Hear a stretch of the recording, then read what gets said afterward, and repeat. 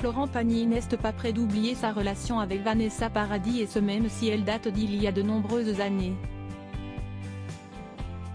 Dans son autobiographie Pagny par Florent, parue le 5 avril 2023 aux éditions Fayard, le chanteur de 61 ans est revenu sur cette histoire. Malgré la récidive de son cancer du poumon, il garde le sourire et se remémore cette divine idylle avec Vanessa Paradis qui a débuté en 1989, alors qu'elle avait 16 ans et lui 27, soit 11 années de plus.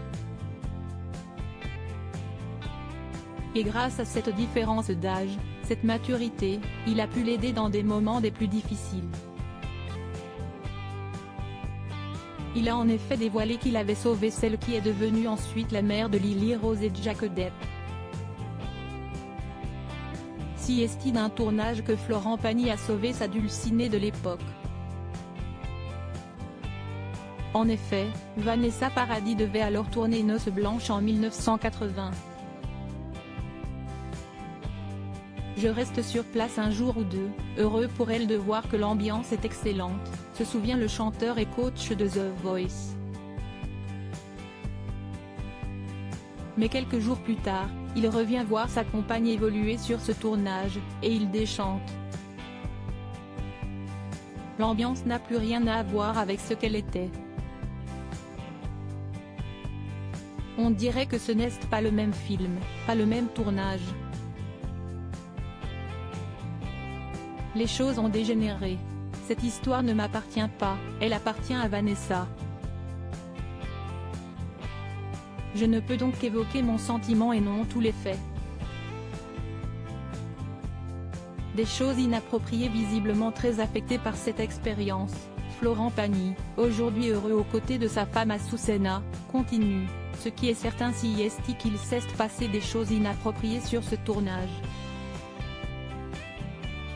À tel point que je l'ai fait arrêter. Lorsque je suis arrivé ce jour-là, je n'ai pu m'empêcher de monter dans les tours pour protéger ma fiancée. Pas question pour autant pour l'artiste d'en dire plus, par respect pour Vanessa Paradis, qui semble avoir toujours gardé cette affaire pour elle.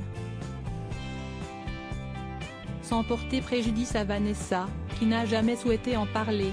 Je crois que je peux raconter mon face-à-face avec Jean-Claude Brissot au matin, après une nuit à écouter Vanessa me raconter ce qu'elle vivait, a-t-il continué.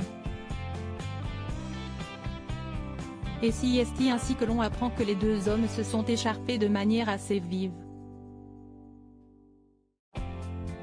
Et leurs deux gros caractères ont laissé place à, selon les mots du chanteur, une lutte de mecs qui veulent le dessus, avec insultes en prime. Écoute, tu es juste une ordure, alors tu vas arrêter ton putain de film, voilà ce qui va se passer. Je rentre à Paris avec Vanessa. Stop à la maltraitance, a alors lâché l'interprète de Caruso à l'attention de Jean-Claude Brissot. Avant de conclure, Brissot n'a pas eu d'autre choix que de bien se comporter. Vous ne trouverez nulle part cette version de l'histoire.